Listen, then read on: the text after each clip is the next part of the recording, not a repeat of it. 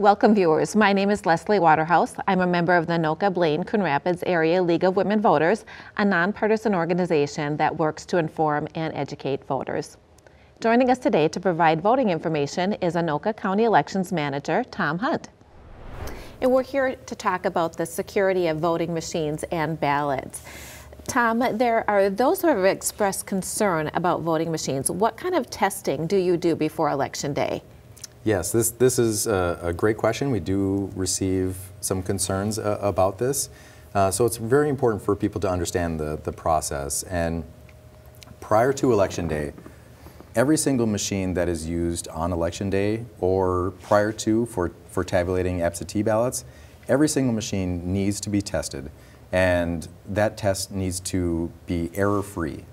So we run through each machine. It's called a test deck. Essentially what it is, it's just a bunch of pre-marked ballots where we already know the result. And each machine needs to produce that expected result. So we throw everything at it. We test for overvotes, where they vote for too many people, undervotes, where they vote for not enough people, damaged ballots, wrong precinct, all kinds of things. Everything that a voter could throw at it. We test those machines to make sure that they can handle everything and still be accurate.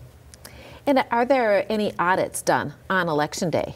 Yes, all throughout Election Day, the election judges are auditing the machine. So they take the receipts that a voter will exchange for a ballot, and every hour they count those. And then they go and take that count and match it up against what is on the voting machine, because the screen will keep track of how many people have voted.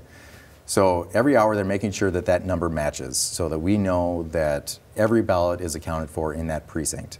So they're constantly doing that, and then we also do have the ballot counter judge that is always there within like about 6 feet of the machine, just keeping an eye on things, assisting voters as well if there's an error, but also making sure that nobody lingers too long or does anything to the machine that they shouldn't be doing. So even on Election Day, everything is being watched very closely. And what about after the election? Yep, so after the election, to kind of go back just a little bit, on election night, the election judges will modem the results to us. But before they turn on the modem and send those results, they print off a paper results tape so that we do have that paper trail before we even turn on the modem. And then after the election, we actually have election judges come in and they go through every single results tape from every precinct, every race, every candidate, and make sure that those numbers that were modemed to us match what was printed off on the results tape on election night. That's very important.